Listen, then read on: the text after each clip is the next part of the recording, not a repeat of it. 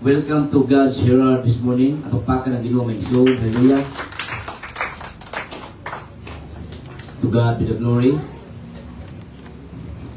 Now this morning, I would like to share to you the Word of God entitled, When Pride Breaks Families. Everybody say, When Pride Breaks Family. Babisan ako ito may so din sa book of Joshua chapter 24 verse 15. And I request everyone to turn on our Bible, or shall we open our Bible and let's all read together in Joshua chapter 24 verse 15. Everybody, as for me and my house, we will serve the Lord. Now that kind of proclamation was a proclamation by Joshua, by which we have these key points na iyang emphasize samtang siya nag-deliver sa mga Israelites from the wilderness.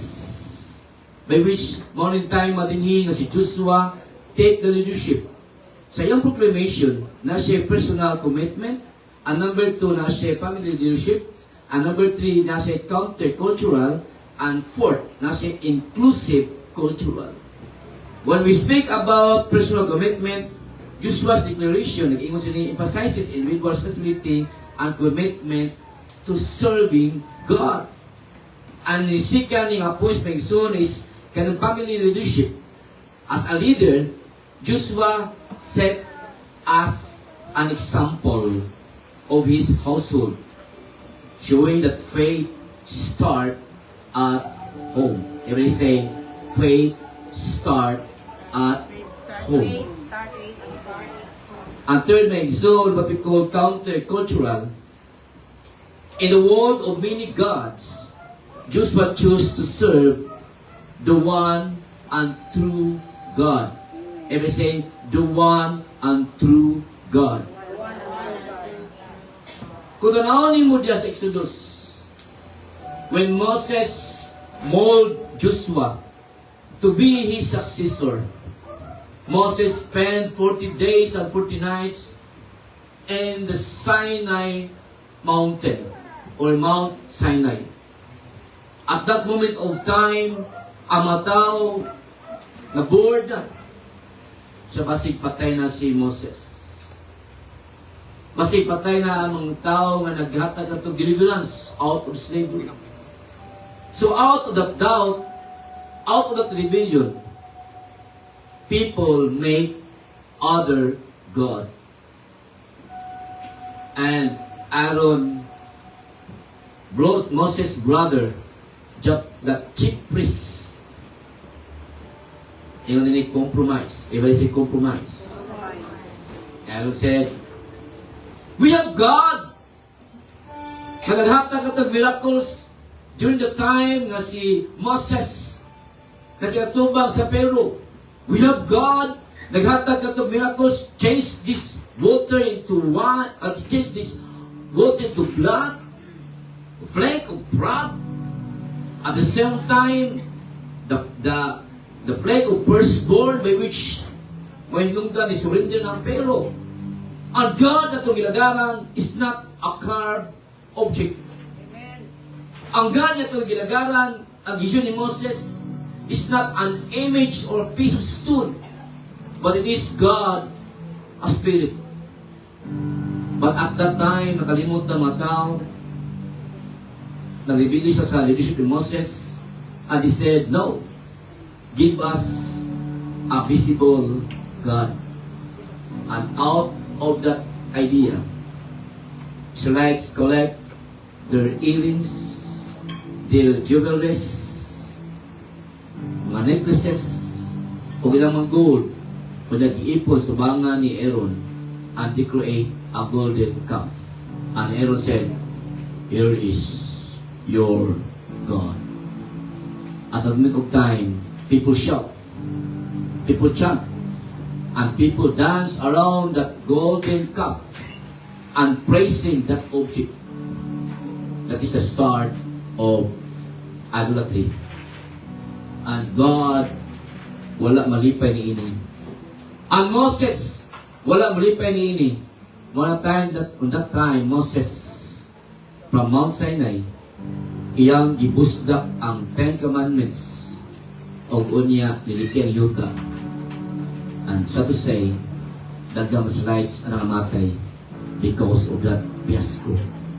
My friend, talking about other gods, as Joshua proclaimed, there's no other God than the God of Abraham, the God of Isaac, and the God of Jacob, and the God of Moses. May talagaran, it's not a God, a piece of stone.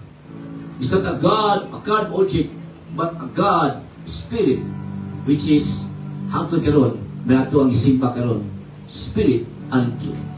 At pagpaka ng Ginoo so hallelujah. And that is one of the proclamation ni Joshua. In countercultural, in this world of many gods, Joshua chose to serve the true and living God, by which you also choose this God today, na may atong hinungdan, nga atong isimba karong kabagtagon. And that name, that God, is Jesus. At pagpaka ng Ginoo nagsuon, hallelujah. Hallelujah. Hallelujah. Nagingon nila scriptures that offer guidance or relationship, communication, and parenting with families.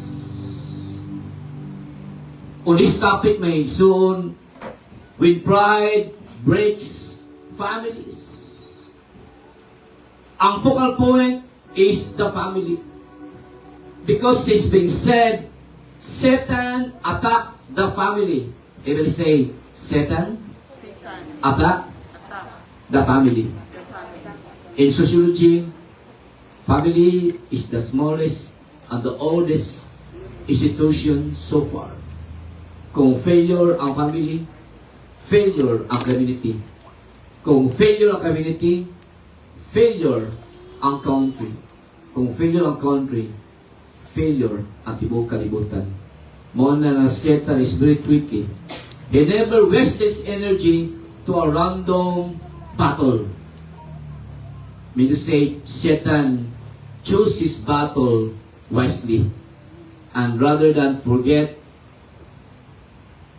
he target the areas that matter most.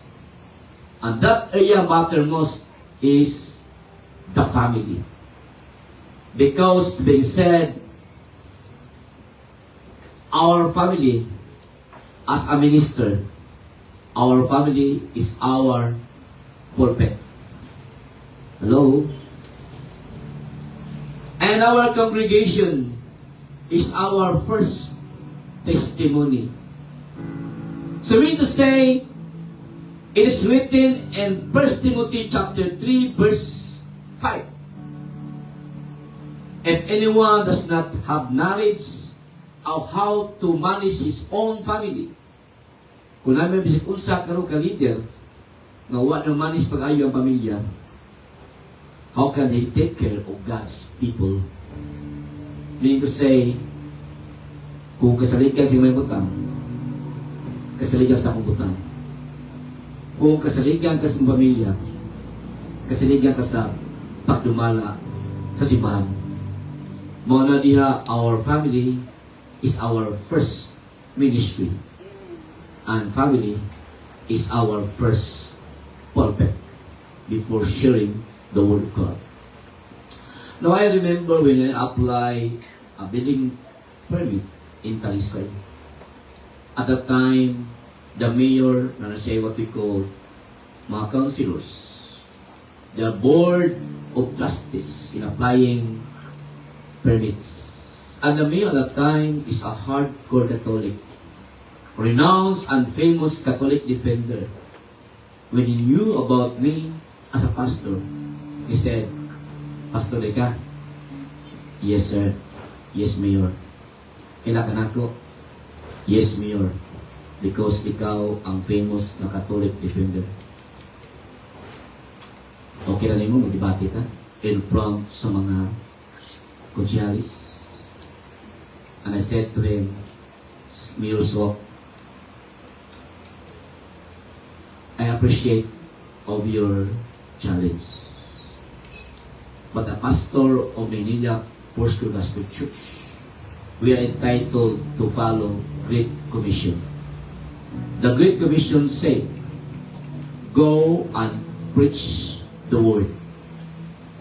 It is not being said, go and debate the word. Although I can fight your fight, because I read the whole book of Father Bisoda, how to attack Catholic. But I choose not to attack. I have to respect you and Catholic brothers and sisters, because the Word of God is being designed to preach, not to debate. And if you choose to debate and to debate to me, I humbly suggest you, Mayor, go back to your family. Unaha ang pamilya nimo. Rather than challenging me to debate, unaha ang anak na kinahanglan sa imong presensya. Imong anak na drug addict, may unaha sangyo sa pulong sa Ginoo before you make debate to me. Because it might be imong anak na imuhang isangyawan at doon mo sangyawan sa prisuhan. And it works. His son now is in prison. So there's no success in the ministry that can compensate to the failure of the family. My fellow pastors out there and believers, leaders out there, God is amazed to us when we respond the calling to serve the people. But first and foremost, don't forget your family as your first mission field. Once you establish your family, your ministry smoothly going on. When you are in one accord, in one spirit, in one direction. That's why when I saw Kay to do the praise and worship team as a leader, when I saw my son GR very active in study, my wife in church administration and so forth, and Micah in church leadership in youth, I could say I follow Joshua said, as for me and Cabalunas family, we will serve the Lord. At magpakan ang Ginoo may soul to God be the glory. And I could say, if one of my children is alive, magsabatkaliti ko because I have to go back and talk to my prodigal son. But glory to God, way anak ka sa laab. So bless us Ginoo ang atong simbahan na ang glory, ang favor sa Ginoo upon to you, Pastor. At ang pakang Ginoo may soul, hallelujah.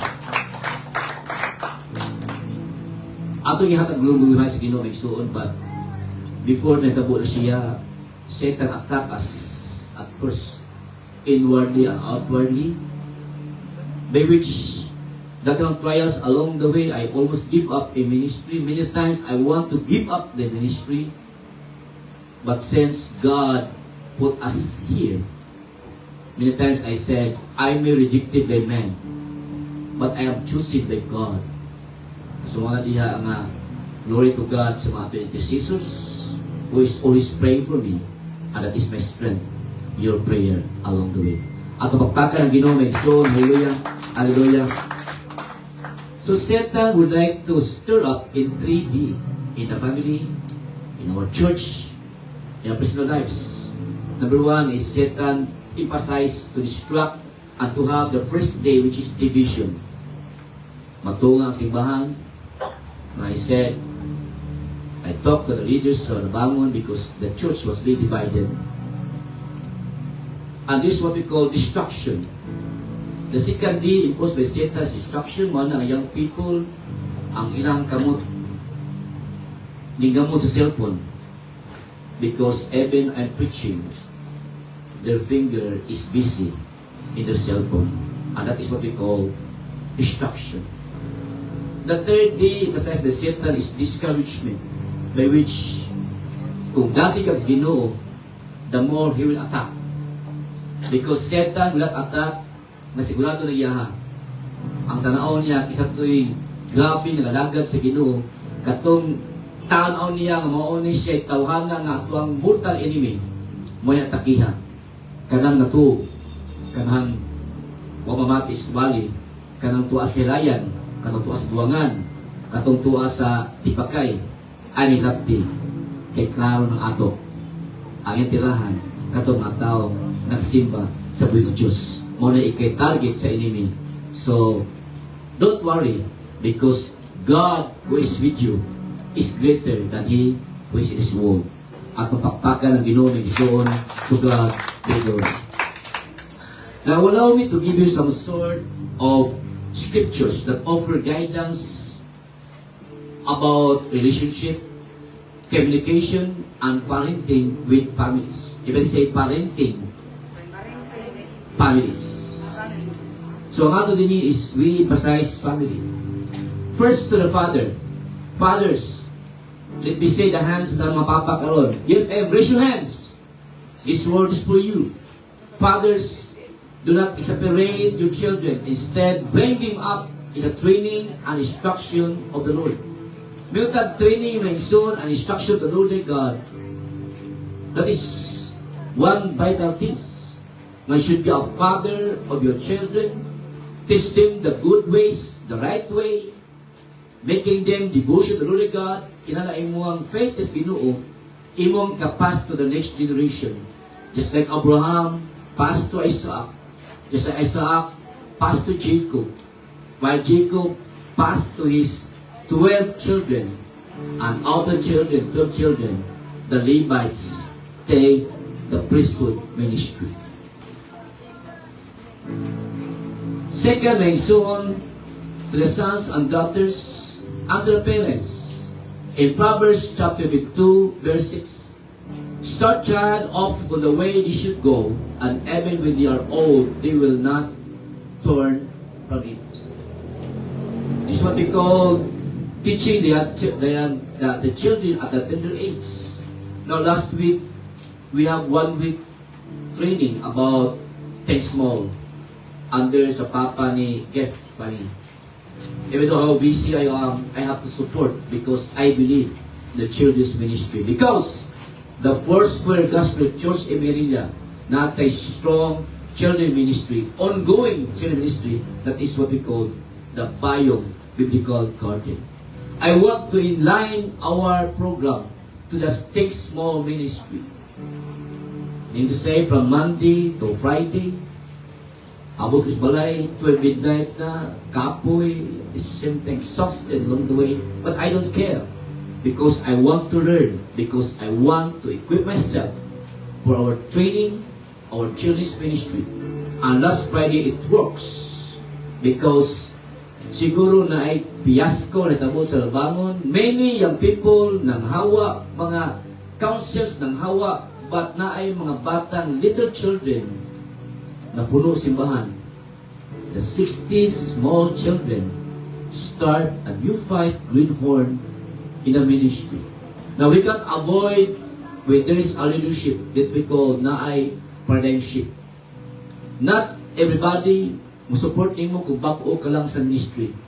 Diba, Jeff?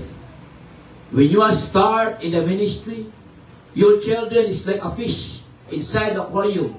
All the eyes is watching you. Panila being a pastor child, di masayo. But glory to God, as I'm going to support that ministry, na ako'y mga costume ito, nga murag, ako na itaguan kanil ito ang mga costume ni Captain Hope. Because I used to be not a benign, but a good pastor. But in order na makatch ang may attention ng mga bata, I need to do the role of Baraw, the bad guy. And it works. The iPads ni Captain Hope, ang yung wig, away gamit, and the children amazed. And they want to more training sa pagkauban. Mean to say, my son, if you want to be involved in children's ministry, you should be creative. Because children's attention span is just about 1 hour. Kung boring ka mo teach ang bata din ang minaw nimo. Mao na nga, you should be creative. You try to hit the likes and dislike and the attention of the kinesthetic, the visual and auditory children. Mao na nga, the best teacher are children church teacher. Mao na to Ara, and then to Jana and Sarah, Jane. You are best teacher if you fully committed in children's ministry. Atong kaka na ginumay, so hallelujah. The third is intended sa mga wives. In 1 Peter chapter 3 verse 1 to 2. If you have an unbeliever husband, let me see the hands sa mga UFW, raise your hands. Kisa may ngabana ninyo pas Ginoo. Kisa may ngabana ninyo pas simbahan. This verse belongs to you. Wives, UFW, in the same way, submit yourself to your own husband, so that if any of them don't believe the word, or ang iyong bana di mo tuos Biblia, just submit to your husband, that may be won over without words, but by the behavior of their wives. Dito nimo ma-convert mong bana, pinaagi sa imong pagsayos mo sa Ginoo. Pero imo makabert mong bana, pinaagi sa imong mga binuhatan. At the same time, when you say the purity and reverence of your lives. You that purity, because sometimes your husband is used by Satan, used to attack you, used to discourage you, used nga ikaw di ka musimba. Because it might be in sin, in kadasandi gani mong bana mapapansin, magmaoy, at the same time, initig-o da nimo. So ikaw discourage, hindi ka simba. But despite for that, bisag iaway sa mong bana, what igay kwarta, what limiting sweldo, why support mong bana sa pagsimba, tuloy lang.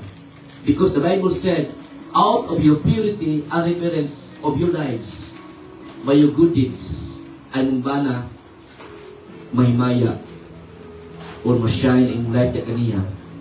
That's the one thing to have a conversion. Wasa po kundi sa imong binuhatan. Atong pakpakan ang mga inahan karon na nagsuffer sa bana. Kung dito da ato ang puan, Lord, patyan ang mong bana, Lord. Pero wa di asawa may ingon anak. Kaya nga naman, love keeps no record of wrong. That's the advantage of having a Christian wife. Bisa tuon o kanang gidagmalan siyang bana, gi-persecute siyang bana, pero ato anay nga Kristohanon nga asawa, dili gyud musukol. Kung dili kanunay nagpaluyo pag-ampo siyang bana. Because something somehow, in this time, makonvert na banahan, pinagi sa iyang mga binuhatan. In good deeds niya, pagkita siyang bana. Ato pakpakan ang UFW magsoon to God, to God. So mga bata, let me say the hands sa ato mga people. Raise your hands mga people. Ang kanang young people, ay nasa mo, i-ignore lang. Raise the hands mga bata. Teens. Okay? This is for you. Children, obey your parents and everything that pleases the Lord. Meaning to say, usa sekreto mataas kinabuhi, the Bible said, ang pag-uyon o ang pag-obey sa imong parents, mao na one thing nga gihatas Ginoo pasalig. Above all, in Proverbs chapter 15, verse 1, in order to avoid conflict in the family, to the father, to the wives, and to the children, any quarrel or any war in the household, the family, start with our boys. Kung ato ang tingog, sama ka! Iya-iya mo lang ka! Hindi na wife ipagkansi, hinom niya! Magkatrabaho! Ingon ka rin nga, mga isog kayong mga sultian. But in the Bible, they said in Proverbs 15 verse 1, a gentle answer turns away wrath, but the harsh word stir up anger. Sister Esther, give me a voice na subukan. Pero give me an Esther na lambing. Day, kaili, kanang dako Shopee, day. A gentle words can erase, can ventilate any possible trouble along the way. Starting today, mga bana, can we make it a gentle voice? But Simon, Jojo, hi honey, my love, so sweet. Children, kung kasama alumama na mo kay Dugay mo nga bot, as dusi na pas balay, asa na mo? Instead nga may nga, angan kay, wise ka nan, wala ka pa may. About nga, sorry kayo mga pa, I try my best, pero wag yung sakyan. So, gentle answer will eliminate possible quarrel in the family. So, Proverbs 15 verse 1 is not only for the father, it's not only for the son, it's not only for UFW, but for everybody, that's including me. Amen? Ato pakpakan ang Ginoo Megson to God the glory. Now in communication breakdown, if you say communication breakdown. Now one thing Satan would like to destroy the family is the communication. One thing our struggle in Sharon at the early stage when I am in the peak of my career, when building chapels all over Visayas and Mindanao, di ba kibaw Sharon, masalupita. May bawaan niya nga, uy, nanak si Mindanao lang, huwag mo kayo nang hinako. Uy, nanak si Nicholas lang. Because of so many problems along the way, I have to catch up the airplane and the grupat ko nga doon, kalimot pa sawa na ko. And then, one thing ako sawa is mura o nasilo na ko. That is what we call communication breakdown. It causes misunderstanding, affecting trust, intimacy, and responsibility. Talking about responsibility, nahulog ko bana nga dili responsable. Kay what if kung na ako sa Mindanao o niya siya ko, kaloy siya sawa, kalibutan ko asa yung bana. But for a moment of time, I rebuke myself and I change my mindset. Instead of having communication gap, nag-repent ko and then I try to change my lifestyle. Even though it hurts, nga sermonan kasawa ni mo, I have to stay in humble way, in a gentle voice, sorry my love. Because pride is a major family deal breaker by which pride creates barrier in terms of communication. It leads to misunderstanding, hurt feelings, at the same time, feeling of isolation. Isolation in the sense nga mura ko way bilidan nimo. Isolation in the sense nga matay palayo ko nimo because wala ko'y worth niya kanimo. Communication breakdown and pride make it hard to apologize and listen. We say pride can make us hard to apologize and listen. When you are a strong pride, taas kayo mong pride, it's uphill to you to apologize. When somebody explains to you, you choose not to listen because of your pride. And then relationships suffer. Family members, we feel disrespected, unvalued, and unheard. Mean to say, it affects now to your family, and after that one, bitterness sets in. Every say, bitterness sets in. Now allow me to give you some sort of one classic example by which one of my wrongdoing as a father. When my son being born, okay na siya, nanganak na. Kanya, may kabata, nilibungi, okay lang. Kung wapo kayo, okay na. Pagkaugma na niya is, larga rin ko sa Iloilo. Without any explanation, because I have to attend a project. Husband, listen to this. At the time, mga asawa ng anak, responsibility mga anak ay mga asawa mabuang.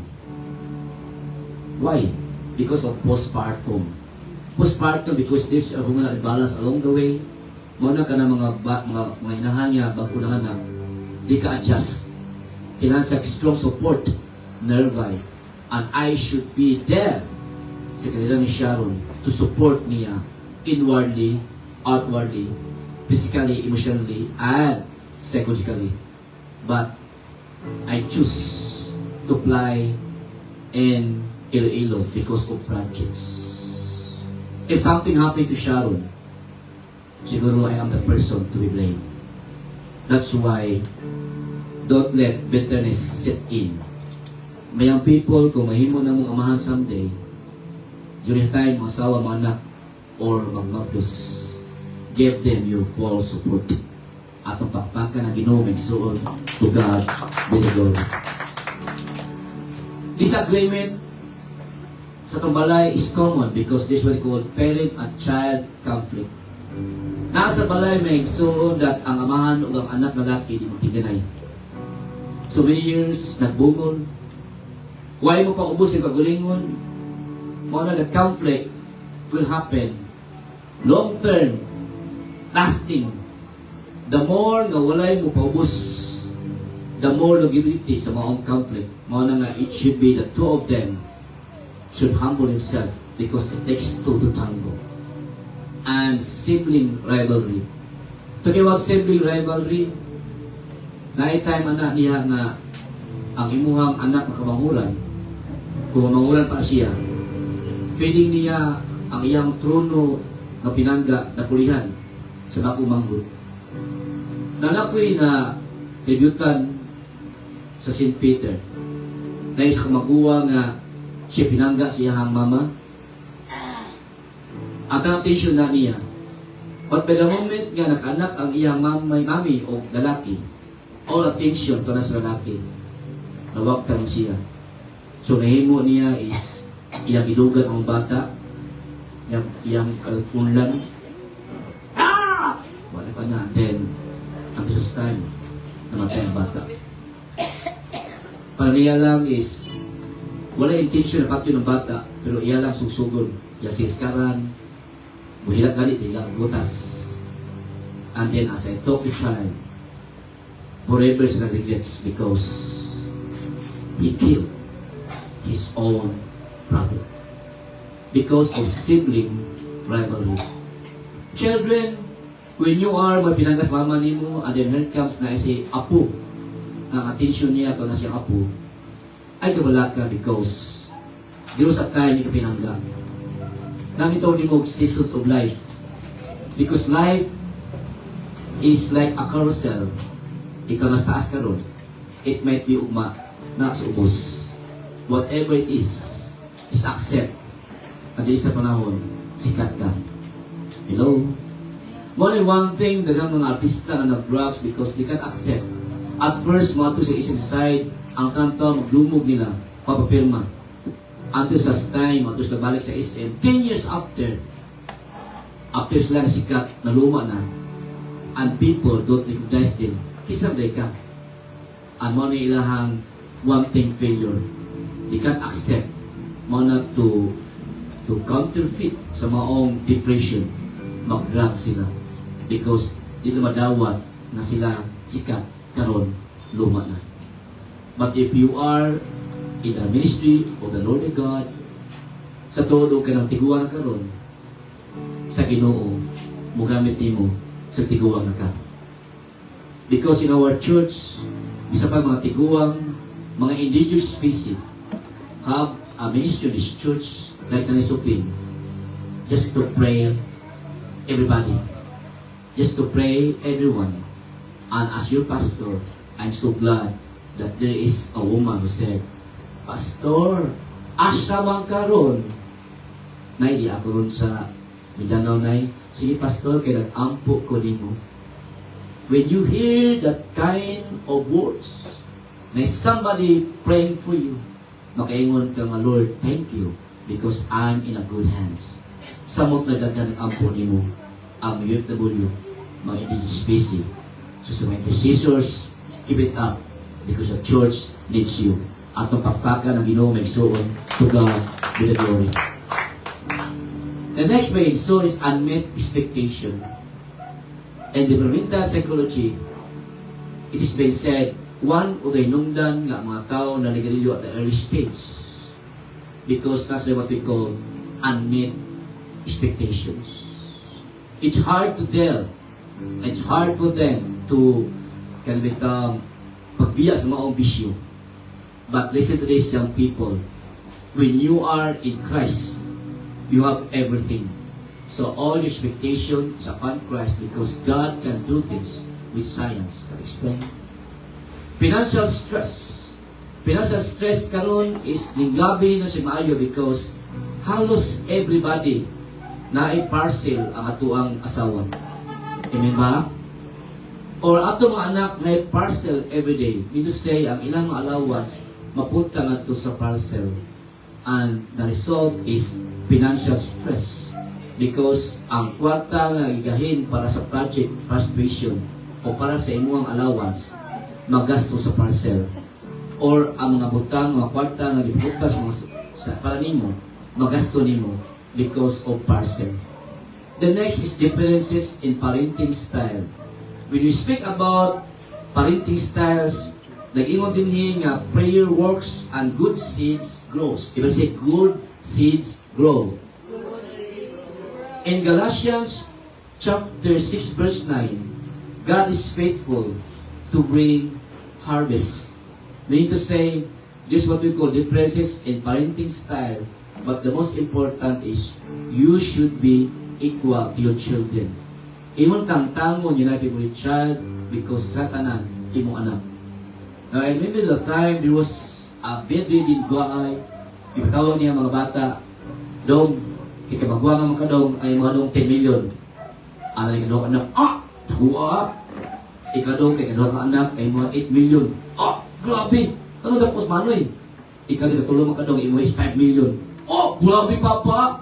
Ikadong katrabaho, imo lang 1 million. Ano rin kumakuran? It's unfair! Siya man, salilaan mo anak. Kaya magkamagwangan siya, 10 million niya ha? Kay sungod kay siya kay kanang ikaduhan mong anak, 8 million niya ha? Ikatulo, 5 million ako, 1 million kay wakoy nakuman ng eskwela, wakoy trabaho. It's unfair, Dad! Yung papa niya, no anak, it's not unfair. Ako iskutan, isdili kabili ko dili. Ako utang. Imo daw, 10 million. So, utang nung 8 million, 5 million ikaw kaya trabaho, 1 million imo. Di na kabili may son, but utang niya na iyang ikabilin sa iyang anak. Difficult thing, balancing individual needs. Everybody have a needs and wants.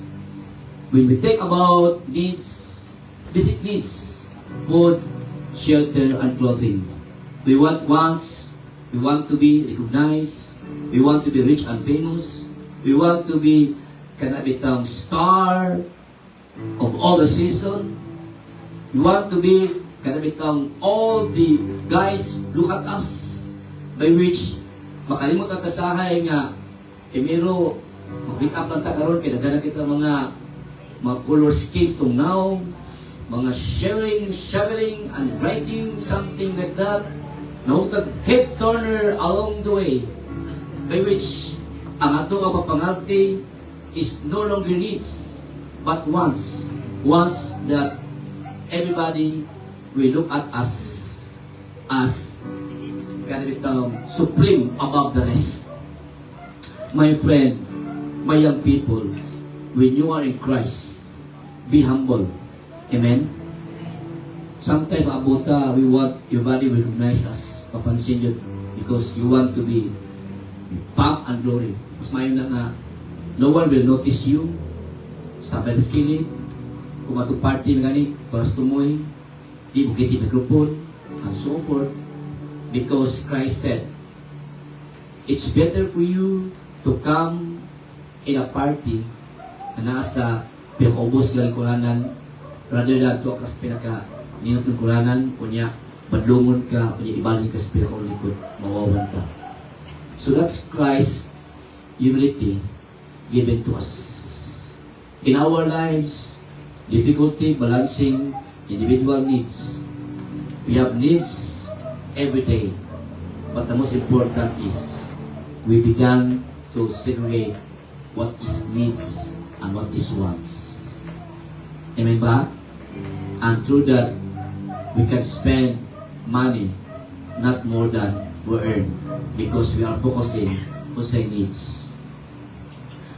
Karon, I'm almost now 60 years old. I try to make myself to live simple life. Sa una, kaon nga rin kaman to, sabi na importa, karon is, amo needs is, okay Lord, mukhaon ang usok sa adlaw ka usa. Pamahaw, mag-coffee, mag-tiko, hangtod na sa panood to. And look what happened now. Igamay kong tiyan, and I break the gluttony nga perspective because I only emphasize what is needs, what is wants. My friend, as I said, family is now focus of Satan to destroy. One thing to have a strong family, a classic proclamation, a family that prays together, stays together. To God be glory. At pagkaka ng Ginoo, so hallelujah, hallelujah, hallelujah. May I request everyone to please stand up. Ato katahon ang ato ang last na ito magkanta ganiha. And I request praise worship team to sing that song. Ato i-absorb ang ato ang ipangkanta, and then let be starting today. If we have a priority in our life, it's not our friends, it's not our inner circle, it's not our relatives, but kung naman the priority, it should be our family. Ang family, magkinaunsag ang kalibutan. Ang pamilya mo ay matilungay in good times and bad times. So we close our eyes, and then God spoke to us. Name your family one by one, from your husband, from your children. O ito diyan sa Ginoo. Lord, ako idalangin mo God, ang among pamilya karon. Na sila o Lord, tultulan, sakto madalan. If I myself, O God, is not effective to share the word of God upon them, use other people, O Lord, to reach out to them. Use other people, O God, na masakyawan sa pulong sa Diyos. Because it might be somebody plant a seed, somebody water it, and it is you who is responsible for the conversion. Because good seed will always grow. To God be the glory. Lord, this moment of time, ang i-commit mo God, ang talang family, in mo primalay, ang family that Satan would like to destroy. From now on, O Jesus, if there is no such thing as family devotion, on this church of God, give us a conviction, give us an awareness. If we are busy today, O God, use the Zoom meeting to have pamustahay, devotion to our family, sa taglagyo, isususa, because technology help us to build us nearer. I pray, O God, matapos ang kalang mo na quality time to our family. I pray, O God, matapos ang kalang mo, ang akong labisa sa among pagpapangakon is full of laughter, full of encouragement, because you are there as a guest in every meal. Lord, alay ko magtapusan, be the King of Kings and Lord of Lords, and the cornerstone of our family. Just like Joshua and the four square church and the people watching this live telecast, as for me and my house, we will serve the Lord. To God be the glory. At magpaka ng Ginoo ng soul. Hallelujah. Hallelujah.